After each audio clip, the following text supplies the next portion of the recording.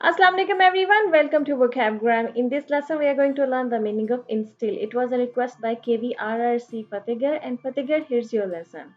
Instill is a verb and it means to establish an idea, attitude or belief in a person's mind. किसी भी इंसान के दिमाग में कोई आइडिया, कोई एटीट्यूड या कोई बिलीफ जो है अगर उसको इस्टेब्लिश किया जाए, उसको उसके दिमाग में डाला जाए, तो इसका मतलब है कि वो आइडिया, वो बिलीफ और या वो एटीट्यूड जो है वो उसके दिमाग में इंस्टिल किया गया है।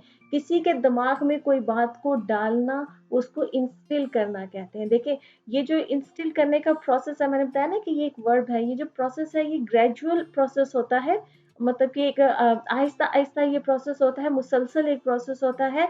लेकिन इसका जो असर है वो बड़ा फर्म होता है। वो किसी के दिमाग में आहिस्ता आहिस्ता कोई बात डाली जाती है और वो एक टाइम आता है कि वो बात जो है वो उसके दिमाग में बड़ी पुख्ता हो जाती है। ठीक है, तो इंस्टिल का मतलब है किसी भी चीज को, किसी भी आइडिया को किसी के दिमाग में डालना। मैं एग्जाम्पल से समझाती हूँ। जैसे कि हम अपनी जो बेसिक वैल्यूज होती है, जो हमारी मोरल वैल्यूज होती हैं, वो हम जो बच्चों के दिमाग में डालते हैं, बचपन से उनको सिखाते हैं। तो इट मीन्स कि वो जो मोरल वैल्यूज हैं, वो जो हमारी कल्चरल वैल्यूज है, वो हमने उनके दिमाग में इंस्टिल की है। इसी तरह से उनके दिमाग में काइंडनेस इंस्टिल की जाती है। इसी तरह से एम्पैथी इंस्टिल की जा सकती है कि जो बच्चों को सिखाया जा सकता है कि दूसरों के साथ काइंड रहना चाहिए, दूसरों के साथ आपकी एम्पैथी होनी चाहिए। इस तरह की जो चीज़ें हैं, मैनर्स जो है वो उनको सिखाए जाते हैं। इसी तरह से जैसे सेंस ऑफ रिस्पॉन्सिबिलिटी इंस्टिल की जाती है किसी के दिमाग में। इसी तरह से कभी कभी ऐसा भी होता है कि कोई इंसान किसी दूसरे इंसान के दिमाग में फियर इंस्टिल कर देता है, खौफ इंस्टिल कर देता है, कि उसको आहिस्ता आहिस्ता उसके दिमाग में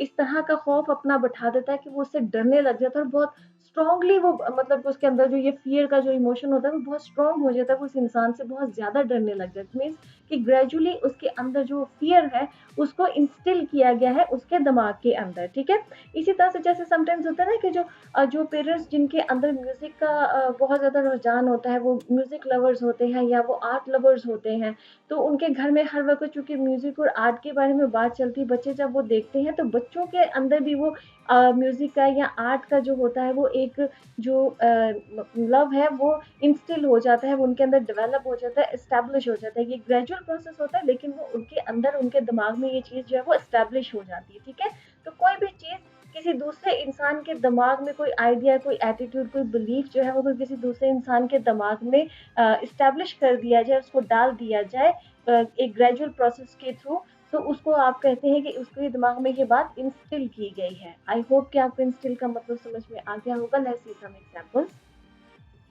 Our first example is we must instill moral values in our children, कि हमें अपने बच्चों में moral values जो है वो ज़रूर instill करनी चाहिए, मतलब कि उसको establish करनी चाहिए ताकि हमारे बच्चों के अंदर वो moral values जो है वो पैदा हो।